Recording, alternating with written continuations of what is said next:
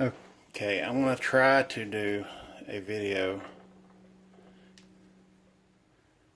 I did this tonight and got a pretty good response from people. It is glow in the dark, and I did get a fingerprint on the side of it, but that'll clean off. But started, I bought these at Michael's.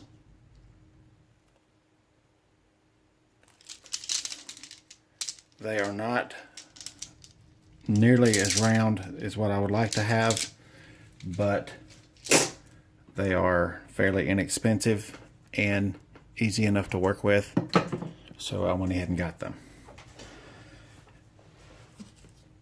I'm going to flip one of these. Well, I wish I could keep it flipped over. But you start out doing your eye in the center first, and I'll show how to paint that on, and then you have to work your way from the outer ring, which you can see is the darker area around the outside edge,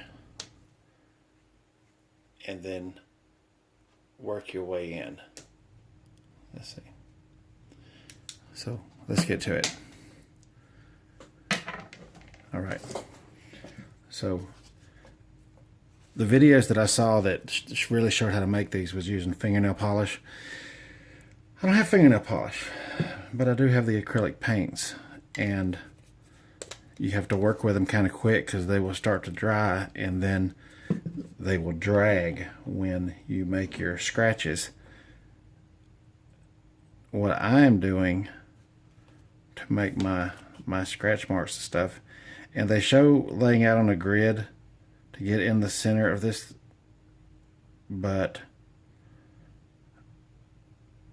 if it's off-centered, it will kind of look like your dragon or whatever kind of serpent eye you're making. It'll just look like he's, looking to the side. So it's no big deal. But you want to put a good thick coat on the first application of this, because this is going to have to last all the way through to the end. I mean, this is on there.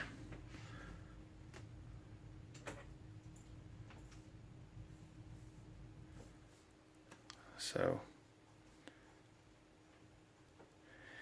and it is kind of deceiving a little because these are glass. When you flip it over, it looks slightly larger than what it did on the other side. There is a technique for feathering these edges out. I will show you how to do that real quick.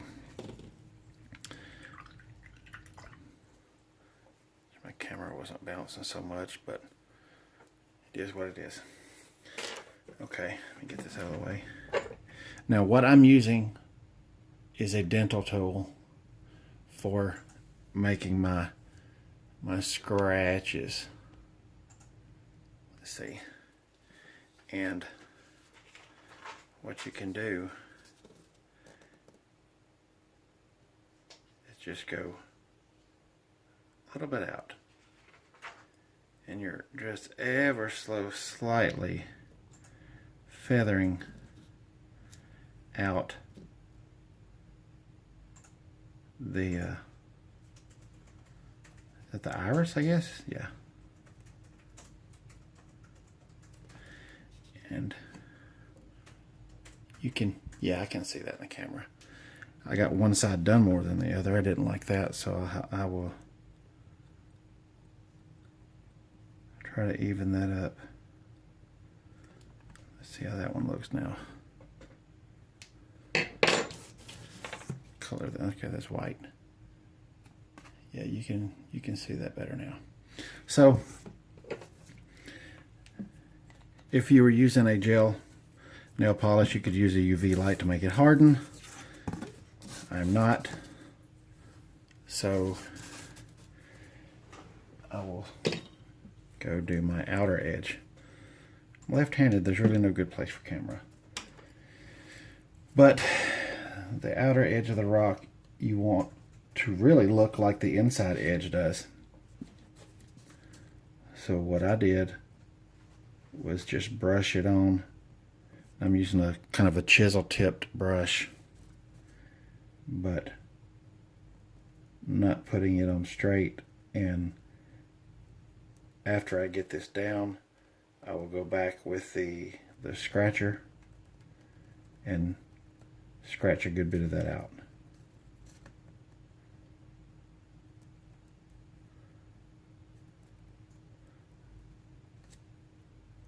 I know it's a dental pick. I'm just calling it a scratcher because that's really what I'm doing with it, is just using it to scratch and remove paint. I've seen people use an awl on their videos, and I have seen a woman who took a wooden dowel of some sorts and customized it and had a needle crammed into it. And she was using the needle to make her scratches and marks, and it worked really well. So it's however creative you want to get. I had this laying around, so that's what I went to. Now I want to do the same thing that I did earlier.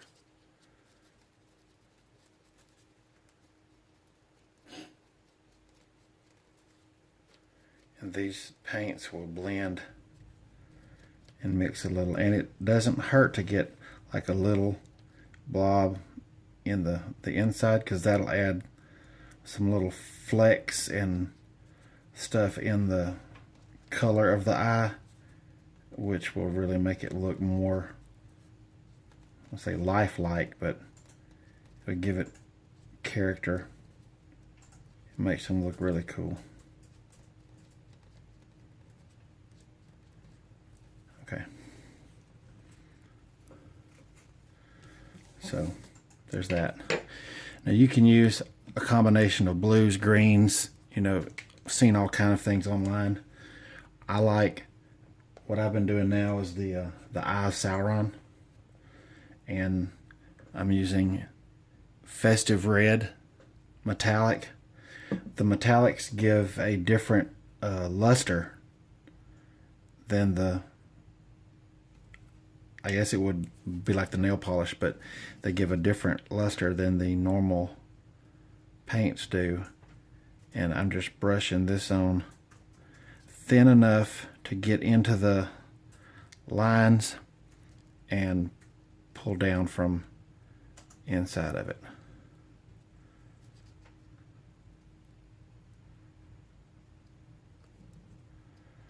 I'm not doing it real heavy because each time I put these acrylics down, I think I'm putting, except for sometimes it'll soften, one will soften the other up, but I'm adding layer on top of layer. And at the end, on some of them, I've had so much paint that I blotted it off and colored the back with a glow-in-the-dark paint with a thinner coating to try to make it glow more. And it actually made the rock, where the, can't remember what these things are called, cones or something like that. But thinning it out like that and making it glow from behind really messed it up. I didn't like it.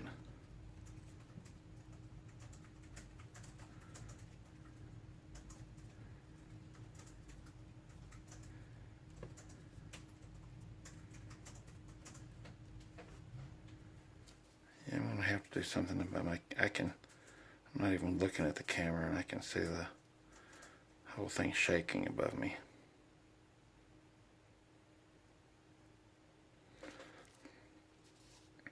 Let's see. I can see the flecks in it. I'm not sure if you can, but so that's what we've kind of got right now. So I know I can see that I need more of this red in some of those areas where it's thin.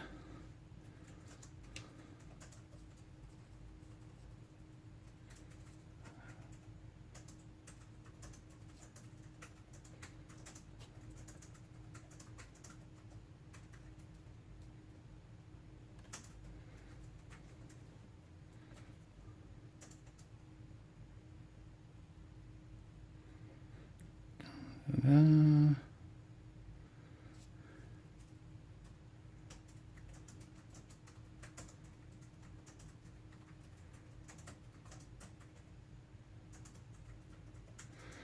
I can see that how even or uneven it is too from the back. I'm trying to even that up a little bit. Okay, good enough for me for now. So wash this brush out a little bit. Just don't want the stuff to sit on there too long, and this is the brush I'm using for most of these colors. And go back to the little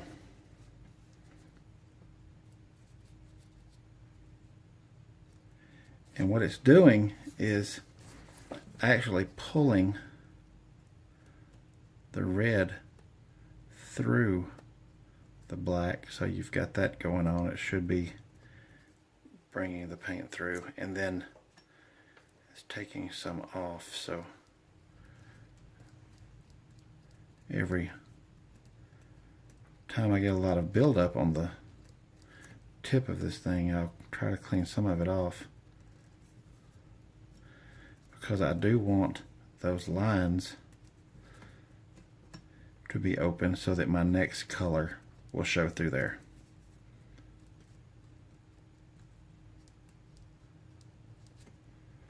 It's all about trying to make a somewhat realistic looking eye, because there's so many dragons running around right now to compare them with, right? Okay, so we've done those. Now this is where it's starting to play around a little bit. So I'm going to go this next layer with the neon orange, and then I will go to a gold and then yellow in the center. And I know it seems like a lot of coloring in such a short space, or a lot of paint, but if you want it to glow, that's what you're going to have to do.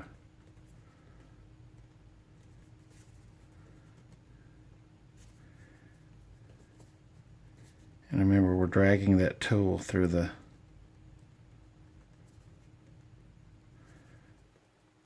paint, so really all you're doing is putting the paint down, and you do not want to scratch your black off.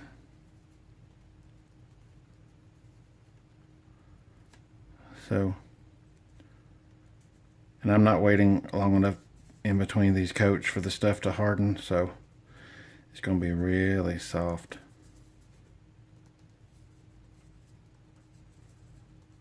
Okay.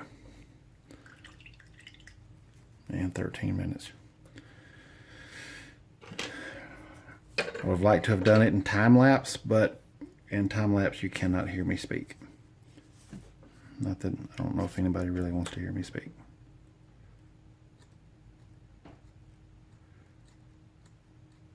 So remember, as I'm pulling through this, I'm actually dragging new scratch marks in the red and black and bringing that orange through it. Neon orange.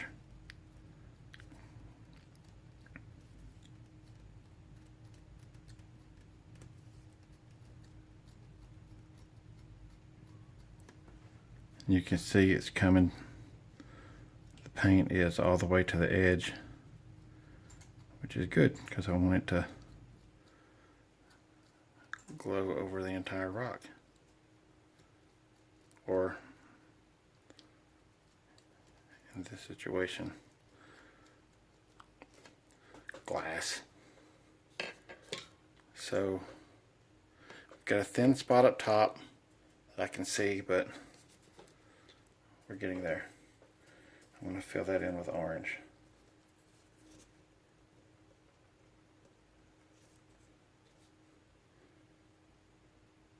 So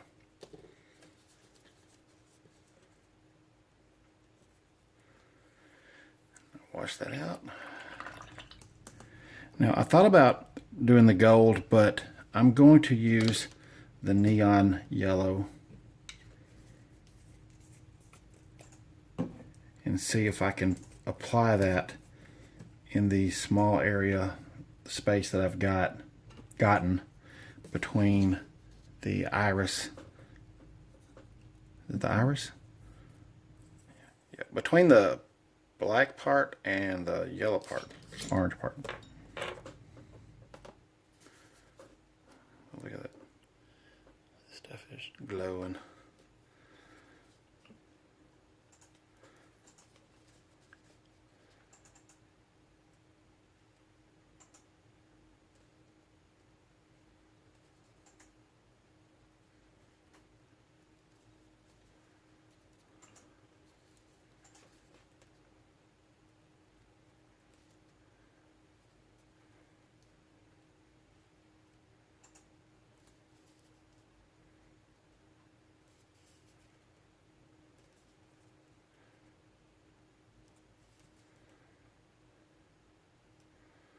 Some of the thicker parts on the back, you can see the paints are mixing, but I'm not too worried about that.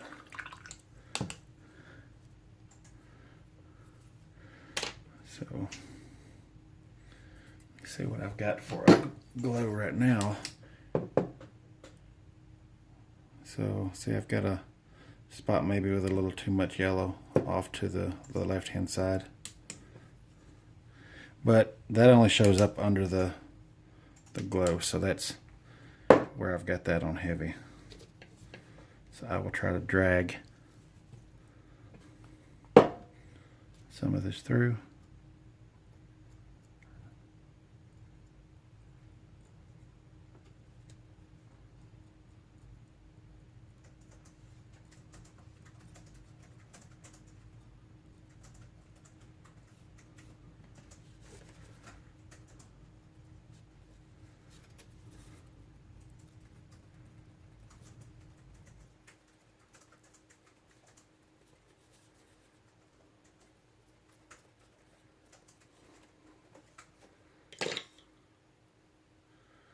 And of course, I wind up getting into my black at the top, you can see. So I think actually I'm going to leave it, because the more I'm going to try to get into that, the more I'm going to mess it up. So I want this to glow all the way around the edges. So what I will do now, after this dries, I will go over the whole rock with the whole backside with the neon yellow, and that will make